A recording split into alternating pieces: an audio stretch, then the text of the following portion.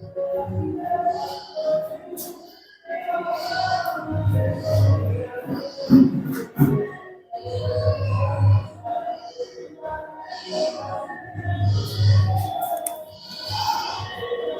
साथियों, आइए हम आपके लिए लेकर आए हैं हिंदी की कारक की पहली क्लास, जो कि आपके एग्जाम की दृष्टि से बहुत महत्वपूर्ण है। और ये लगभग हर एग्जाम में, यूपी के किसी भी एग्जाम में हिंदी आती है या अदर स्टेट के किसी भी राज्य में हिंदी आती है, तो उसमें ये कारक जरूर पूछे जाते हैं। ठीक है, ज्यादातर यही पूछे जाते हैं कारक कितने प्रकार के होते हैं और कारक चिन्ह। ठीक है, और कभी कभी वाक्य में प्रयोग कर आपसे पूछ लेता है निम्न में से कौन सा कारक चिन्ह क्या है और कैसे है। ठीक, उसको पढ़ेंगे। सबसे पहले चलते हैं आप एक मोटिवेशनल शायरी के तरफ चलते हैं, जो कि वो आपको एक ऊर्जावान बनाएगी। चलिए देखिए, मोटिवेशनल शायरी आपकी।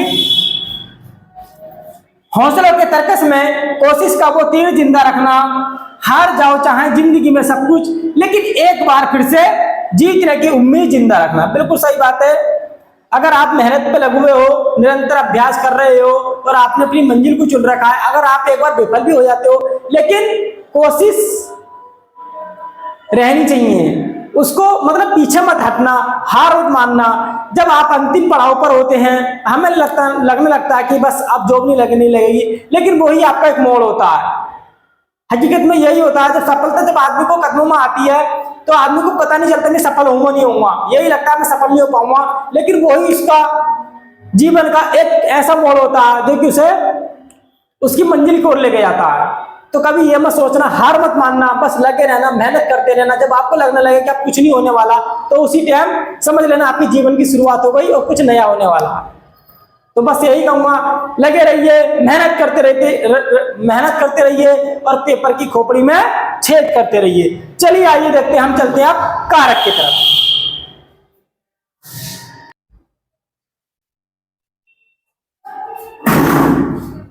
आइए साथियों, देखिए हम चलते हैं और हमारा जो मेन टॉपिक है उस पर चलते हैं। हमारा जो मेन टॉपिक है वो है कारक। ठीक है, तैयार हो जाइए और अपने हथियार उठा लीजिए। देखिए, जो मेन टॉपिक है वो है हमारा कारक। अब कारक में पढ़ते हैं सबसे पहले उसकी परिभाषा। तो मैं आपको बता दूं, संज्ञा या सर्वनाम। संज्ञा सर्वनाम आप सब बच्चे जानते होंगे। संज्ञा डायरेक्ट किसी वस्तु का नाम होता है। ठीक है, वो कोई भी वस्तु हो सकती है या व्यक्ति हो सकता है। ठीक, और जो हम उस व्यक्ति या वस्तु के स्थान पर जिन शब्दों को यूज करते हैं या बोलते हैं, उन्हें हम सर्वनाम कहते हैं। फॉर एग्जाम्पल, किसी व्यक्ति का नाम मतलब मोहन, सोहन, या किसी वस्तु का नाम मेज, कुर्सी, अगर मैं इनके नाम के स्थान पर किसी और शब्द को यूज करूंगा, वह, उसे, ये क्या कहलाते हैं? सर्वनाम। ठीक, मतलब किसी व्यक्ति या वस्तु के स्थान पर हम जिन शब्दों को यूज करते हैं, उनको बुलाने के लिए, उन्हें पुकारने के लिए, उन्हें ही हम सर्वनाम कहते हैं। ठीक है, और डायरेक्ट अगर हम उस वस्तु का नाम लेते हैं, उसको हम संज्ञा कहते हैं। संज्ञा अथवा सर्वनाम के जिस रूप से उसका संबंध वाक्य के किसी दूसरे शब्द के साथ प्रकाशित हो, उसे हम क्या कहते हैं? कारक कहते हैं। एक बार जरा गौर से देखिए, क्या बोला है? संज्ञा अथवा सर्वनाम। ये जो दे रखा है आपको, हमारा राम ने राक्षसों को बाणों से मारा। ठीक है, ये लिख रहा है। अब मुझे आप ये बताइए, ये कौन सा शब्द है हमारा? ये फर्स्ट शब्द है, ये सेकंड शब्द है। ठीक, बहुत गौर से देखना आप। ठीक है, बहुत गौर से देखना, इस वाले वाक्य की बात कर रहे हैं हम। ये पूरा वाक्य कहलाता है। ठीक, इस वाक्य में मैंने लिखा राम ने राक्षसों को बाणों से मारा। इसमें जो कारक चिन्ह है, एक तो ये है, एक ये है और एक ये कारक चिन्ह। ठीक है, अगर इसमें जो मैंने कारक चिन्ह लगाए हैं, अब उसके अनुसार परिभाषा पढ़िए आप। संज्ञा सर्वनाम के जिस रूप से उसका संबंध, संज्ञा सर्वनाम, ये क्या हो गई? संज्ञा या सर्वनाम कह सकते संज्ञा, लेकिन ये संज्ञा है। राम किसी व्यक्ति का डायरेक्ट नाम है, तो ये संज्ञा हो गई।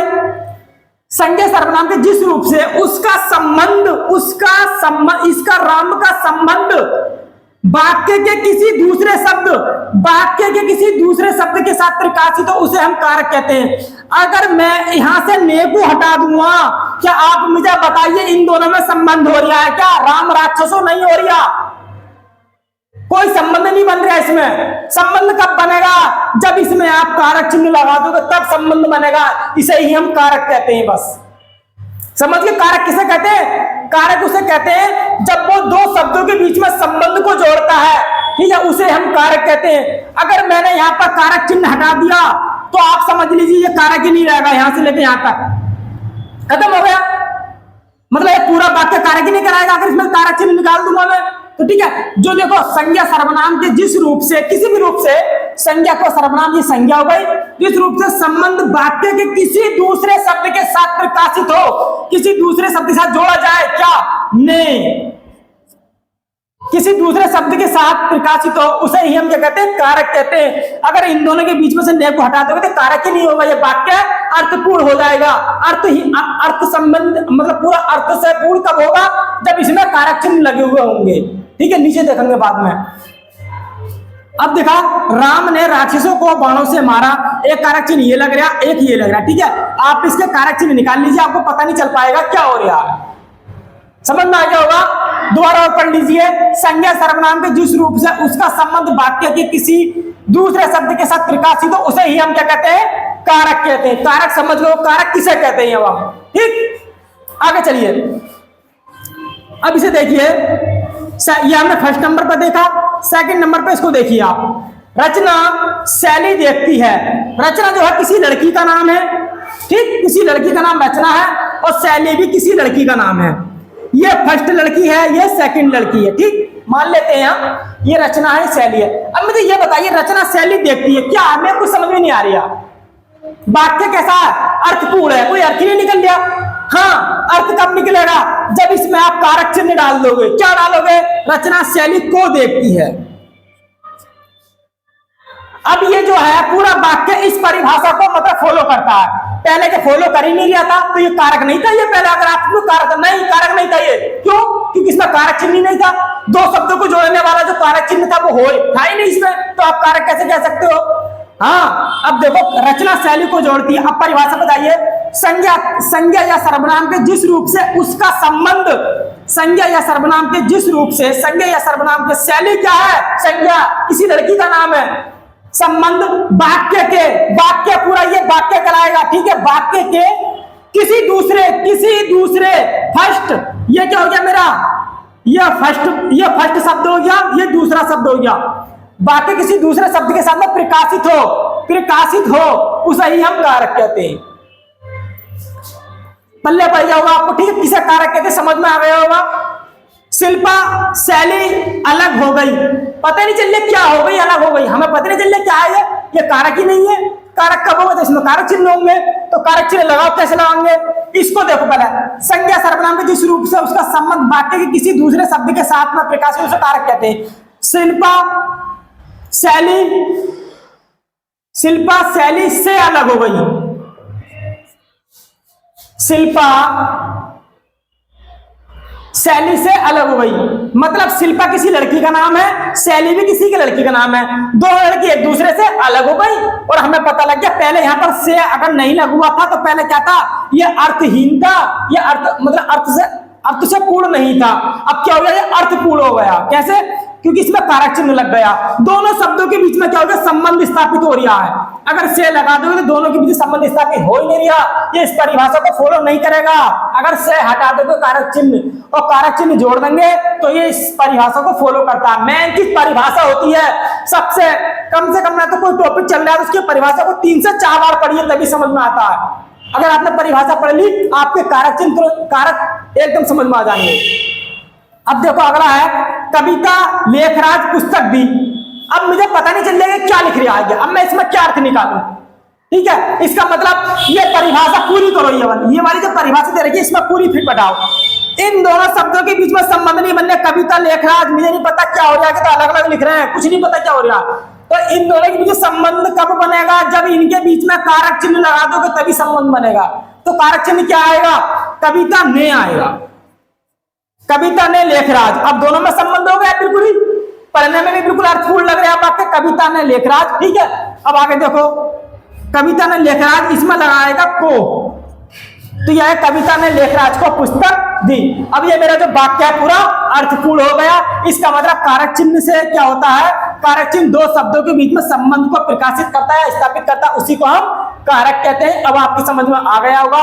अब चलते हैं हम नेक्स्ट कारक के प्रकार पर। कारक कितने प्रकार के होते हैं? 8 प्रकार के होते हैं। कौन कौन से होते हैं? कर्ता कारक, करण कारक, कर्ता कारक, कर्म कारक, करण कारक, और होता है आपका संप्रदान कारक, अपादान कारक, और अधिकरण कारक और संबोधन कारक। उसके बारे में पढ़ते हैं जरा, चलते हैं जरा।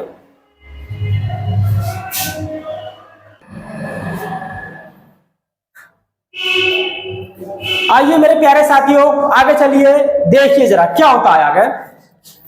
आगे दे रखा है आपका, किसी भी वाक्य में कारक चिन्ह से पहले उसका कारक होता है, लेकिन संबोधन कारक में कारक चिन्ह पहले आता है तथा बाद में कारक का नाम आता है। बाद में कारक, मैं आपको बता दूं, ये जो मैंने लिखा है ये बहुत इंपॉर्टेंट है। किसी भी कारक में कारक चिन्ह को कैसे पहचाना जाता है, सबको दे रखा है। तो किसी भी कारक जो दे रखा होगा उसमें कारक चिन्ह हम कैसे पहचानेंगे? तो देखिए आप, मैंने लिखा अंशु ने भोजन किया, तो अब इसको पढ़िए। किसी भी वाक्य में कारक चिन्ह से पहले उसका कारक होता है, कारक चिन्ह से पहले उसका कारक होता है। ठीक, तो ये क्या हो गया हमारा? अंशु क्या हो गया? कारक का नाम हो गया। ये क्या हो गया? कारक का नाम। एक्स वाई जेड में कोई सा भी कारक हो सकता है 8 में से, ठीक है। अब ये कोई सा भी अंशु ने भोजन किया, वैसे ये कौन सा? कर्ता कारक का है, ठीक है। तो ये क्या हो गया हमारा? कर्ता कारक हो गया।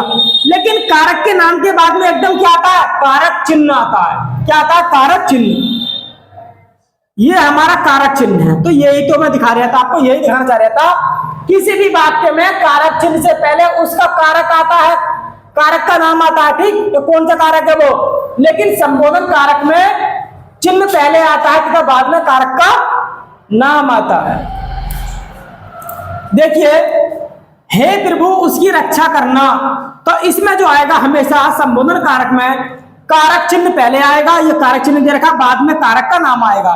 इसमें कारक का नाम क्या आएगा? प्रभु। तो ये हो गया हमारा जो प्रभु है, ये कारक का नाम हो गया। और इसमें जो हमारा कारक चिन्ह हो गया वो क्या हो गया हमारा? हे हो गया। तो आपकी समझ में आ गया होगा ये क्या होता है। हमेशा ध्यान रखना, बहुत इंपोर्टेंट है ये। किसी भी वाक्य में कारक चिन्ह से पहले कारक होता है, लेकिन संबोधन कारक में कारक चिन्ह पहले आता है तथा बाद में कारक आता है। तो अंशु ने भोजन किया, तो इसमें जो अंशु जो है कारक का नाम आ गया। वो कोई सा भी कारक हो सकता है 8 में से, ठीक है। कारक का नाम पहले आता है और जो कारक चिन्ह आता है वो कारक के नाम के बाद में कारक चिन्ह आता है। या मैं कह सकता हूं कारक चिन्ह किसे पहले क्या आता है? कारक का नाम आता है। लेकिन संबोधन कारक में पहले क्या आता है हमारा? कारक चिन्ह आता है, और जो कारक का नाम आता है वो बाद में आता है। चलिए आगे देखिए,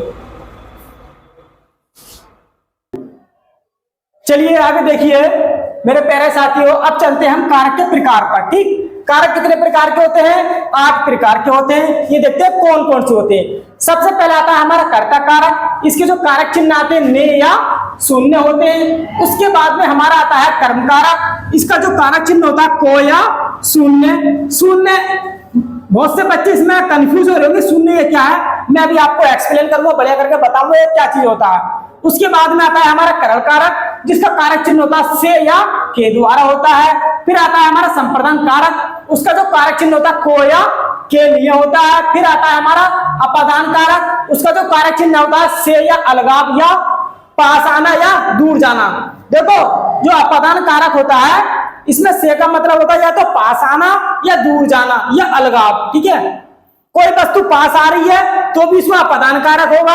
अगर कोई वस्तु किसी एक वस्तु से दूर जा रही है तो अपादान कारक होगा। अगर दूसरी वस्तु से किसी दूसरी वस्तु के पास आ रही है तो भी अपादान कारक होगा। फिर है संबंध कारक। इसमें संबंध कारक के जो कारक चिन्ह आते हैं वो आते हैं का, की, के, रावी, रे, नानी, ने। फिर आता है हमारा अधिकरण कारक। अधिकरण कारक में जो कारक चिन्ह आते हैं में, पर, के भीतर, के बाहर, ठीक है, के ऊपर, के नीचे, ये आते हैं। फिर है संबोधन कारक। संबोधन कारक में ये जो होता है हमारा विस्मयादि बोधक चिन्ह लघु होता है, आप जानते हो, ठीक है। जिसके जो हमारे उदाहरण है कारक चिन्ह के वो क्या क्या है? हे, अरे, ओ, अजी। आपने देखा होगा इन चिन्हों का उपयोग हो करते, जैसे हम अचानक एकदम आवाज निकालते हैं ना, जैसे कहीं पर कोई दुर्घटना हुई, वहां पर हम पहुंचे तो क्या बोलेंगे, हो ये क्या हो गया। हमने जो हो बोला वो क्या संबोधन कारक हो गया कोई, ठीक। एकदम अचानक जो बोलते हैं हम उसी को हम संबोधन बोलते हैं, ठीक है। आइए चलिए, ये आपके समझ में आ गया होगा और मैं आपको बता दूं ये आपको याद कैसे करना। कर्ता ने कर्म को करण के से या के द्वारा, संप्रदान को या के लिए, अपदान से, संबंध काटी के रारी ने, अधिकरण में या पर, संबोधन है अरे ओ अजी, ठीक। चलिए अब हम चलते हैं कर्ता कारक, इसका पोस्टमार्टम करते हैं बढ़िया करके, ठीक। फिर पेपर की खोपड़ी में छेद करते हैं। चलिए आगे देखिए जरा।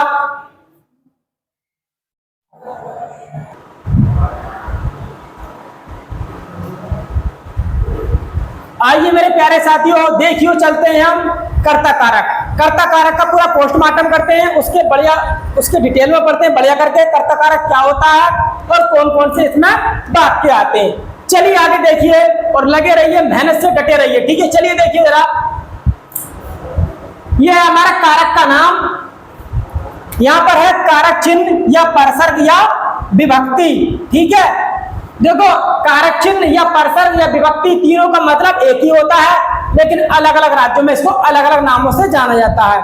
हमारे इसको कारक चिन्ह कहते हैं, परसर्ग और विभक्ति इसको अदर राज्यों में, राजस्थान, उत्तराखंड या मध्य प्रदेश वगैरह में इसको विसर्ग या परसर्ग या विभक्ति के नाम से जाना जाता है, लेकिन तीनों का अर्थ क्या होता है, एक ही होता है।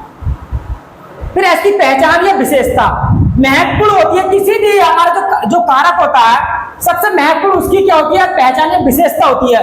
अगर आपने पहचान या विशेषता संभाल के पढ़ ली, इसका अर्थ निकाल लिया, आपको कोई से भी कारक दे दिया जाए आप तुरंत बता दोगे, मैं गारंटी देता हूं। बस इसको पढ़ लो बढ़िया करके। इसकी जो वाक्य में जो ये दे रखा पहचान है, वाक्य में क्रिया के करने वाले को कर्ता कारक कहते हैं। वाक्य में जो क्रिया को करता है उसको क्या कहते हैं, कर्ता कारक। वैसे इसकी पहचान और है, सकर्मक क्रिया के साथ में ने का प्रयोग करते हैं, भूतकाल में भी ने का प्रयोग करते हैं, ठीक। लेकिन इसकी एक ही परिभाषा लिखवाई है मैंने, ज्यादा जंजाल में नहीं फांस कर आपको एक ही परिभाषा बताइए, एक ही परिभाषा में सब कुछ हो जाता है। सबसे पहला वाक्य है हमारा, अंशु ने अंशु ने भोजन किया। अब मुझे ये बताइए, मैंने आपको सबसे पहले लिखवाया था, अब देखिए अंशु ने भोजन किया लिख रहा, वाक्य में क्रिया के करने वाले को कर्ता कारक कहते हैं। भोजन करने की क्रिया किसके द्वारा की जा रही है, अंशु के द्वारा की जा रही है, तो कौन सा कारक हो गया, कर्ता कारक हो गया, ठीक। जो भोजन करने की क्रिया है वो किसके द्वारा की जा रही है, अंशु के द्वारा की जा रही है, तो कौन सा कारक हो गया, कर्ता कारक। लेकिन अब बात बनती है भाई ये बताइए इसमें कारक का नाम क्या है, जो कारक है वो कौन सा है। आपसे पूछेगा निम्न वाक्य में कारक शब्द कौन सा है, ठीक। तो जो कारक है हमारा वो कौन हो गया, और मैंने आपको अभी बताया था हमेशा कारक चिन्ह से पहले कारक का नाम आता है। तो कारक चिन्ह क्या दे रखा है आपका, ने दे रखा है, इससे पहले क्या है अंशु, तो अंशु ही होगा हमारा, क्या होगा, कर्ता कारक।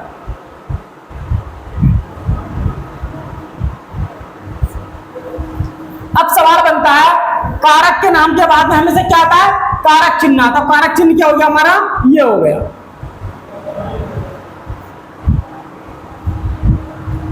वैसे हम जो यहां पर बिंदी लगाते हैं ना, ये जो आधा ना लगाते हैं हम, ये गलत है। हमेशा जो ना लगता है वो हमेशा जो चिन्ह लिखा जाता है वो ये लिखा जाता है, यहां पर बनाया था, ये चिन्ह बिल्कुल शुद्ध है ये, ठीक है। लेकिन क्या करें हम तुम आलसी बहुत हैं, जैसा लिख दिया बस वैसे ही चलते आए, ठीक है। मतलब ठीक नहीं करते, वो चलते रहते हैं। फिर है तनु गाना गा रही है। अब ये बताइए क्रिया किसके द्वारा संपन्न की जा रही है, किसके द्वारा शुरू की जा रही है, तनु के द्वारा। क्या करने की, गाने की, तो कौन सा कारक हो गया, हमारा कर्ता कारक हो गया, ठीक है। अब ये तो बात ये कर्ता कारक हो गया। अब आपसे पूछेगा निम्न वाक्य में से आप मुझे कारक चिन्ह बताइए, तो भाई अब बच्चे खेल जाएंगे, भाई कारक चिन्ह कहाँ आएगा, भाई यहाँ लगा मैं, यहाँ लगा मैं, यहाँ कहाँ लगा मैं। और मैंने बताया था हमेशा क्या कारक के नाम के बाद में हमेशा कारक चिन्ह आता है, क्या कारक चिन्ह से पहले हमेशा कारक का नाम आता है। तो देखो तनु गाना गा रही है, तो इसमें कर्ता कौन हो गया, तनु हो गया, नहीं हो गया। तो तनु जो हो गया ये क्या हो गया हमारा कर्ता कारक।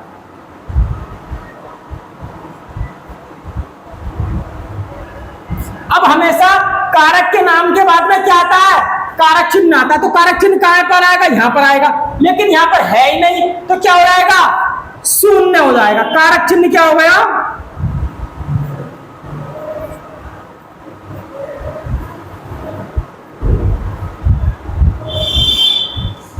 अब आपकी समझ में आ रहा होगा शून्य क्या होता है। ठीक, जिस वाक्य में कारक चिन्ह नहीं आए उसी को हम शून्य कारक कहते हैं। ठीक है, फिर है तनु ने गाना गाया।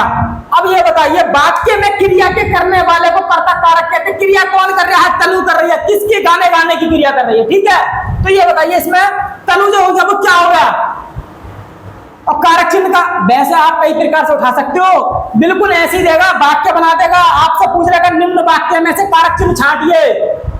ठीक, ये आपसे पूछ लेगा तनु ने गाना गाया, वाक्य में कौन सा कारक है।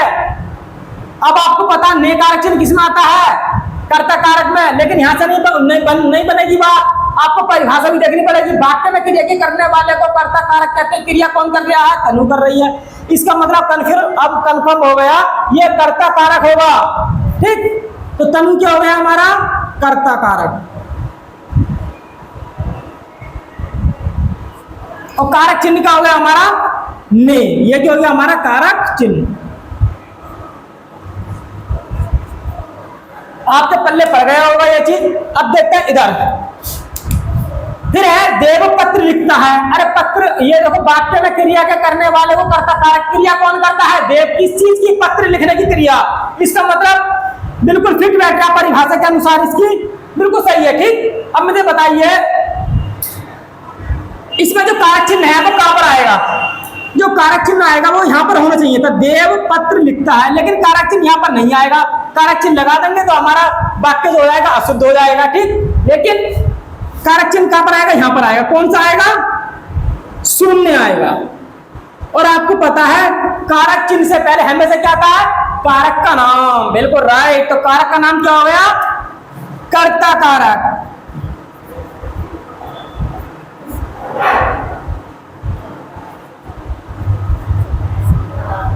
आगे चलिए, फिर है देव ने पत्र लिखा।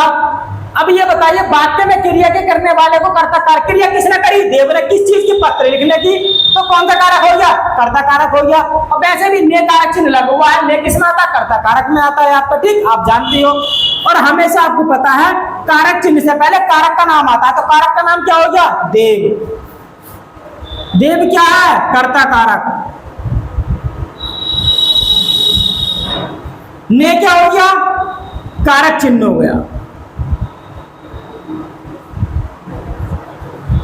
मैं आपको इसलिए लिखवा रहा हूं ये, क्योंकि एग्जाम में ऐसे ही पूछे जाते हैं, वाक्य दे देगा, आपसे पूछ लेगा देव ने पत्र लिखा, में इसी में से 4 विकल्प बना देगा, देव विकल्प ए, देव विकल्प बी, ने विकल्प सी, पत्र विकल्प सी, लिखा। आपसे पूछ लेगा निम्न वाक्य में से या निम्न विकल्पों में से कर्ता कारक कौन सा है। अब आपको तुरंत पहचानना है कि कारक चिन्ह से पहले कर्ता कारक आता है, देव हो गया। अब देव विकल्प में जिसमें रखा हुआ होगा ए बी सी डी में, जिसमें भी होगा उसमें आप टिक लगा देना, तो देव क्या हो गया, कर्ता कारक हो गया।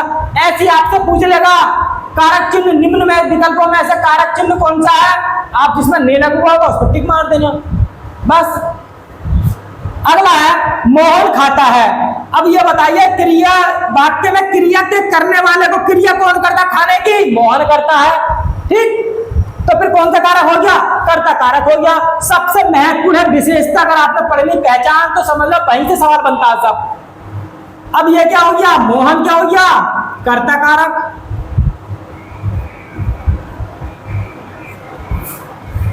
अब मुझे ये बताइए इसमें कारक चिन्ह क्या आएगा, क्या आएगा, शून्य आएगा। अरे भाई कमेंट में, कमेंट बॉक्स में कमेंट करके बता दो, ठीक है, बता सकते हो क्या आएगा, शून्य आएगा। शून्य कहां पर आएगा, यहां पर आएगा, क्योंकि कारक चिन्ह कहां पर आना चाहिए, यहां पर। क्यों आना चाहिए था, क्योंकि कारक के नाम के बाद में क्या आता है, कारक चिन्ह आता है, लेकिन कारक चिन्ह यहां पर लगा हुआ है नहीं, तो क्या करेंगे, शून्य लिख दो भैया। क्यों परेशान हो रहे हो, शून्य लिख दो बस, कारक हो गए। किसी भी सब्जेक्ट में कुछ भी नहीं है, हलवा है बिल्कुल भी। समझ लो, अगर आपने बस अपने माइंड को बढ़िया करके फ्रेश करके समझ लिया, हर सब्जेक्ट हर चीज पढ़ सकते हो आप। ऐसा पढ़ सकते हो जैसे कि हम तुम पेपर पढ़ते हैं, न्यूज़पेपर, ऐसे पढ़ के तुरंत अर्थ निकाल लोगे एकदम ही। तो ये आपके कर्ता कारक समझ में आ गए होगा मेरे हिसाब से। ठीक, बढ़िया करके इसका नोट्स बना के चलना, पढ़ते रहना, लगन से चलते रहना, किसी भी स्थिति में हो लगातार मेहनत करते रहना। ये मत देखना एसी चाहिए, पंखा चाहिए, तो ये है वो है, बस कुछ दिनों की तैयारी है, वो 4 दिन की चांदनी। ये तो खैर नहीं, ये वाक्य गलत हो जाएगा।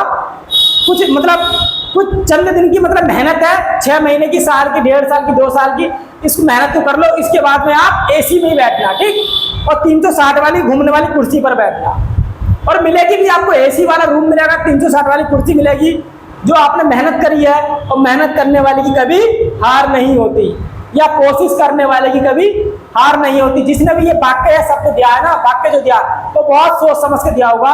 कोशिश करने वाले की कभी हार नहीं होती, इसका अर्थ, हालांकि वाक्य तो बहुत छोटा लेकिन अर्थ बहुत लंबा है इसका। तो चलिए आगे चलते हैं हम कौन से पे, कर्म।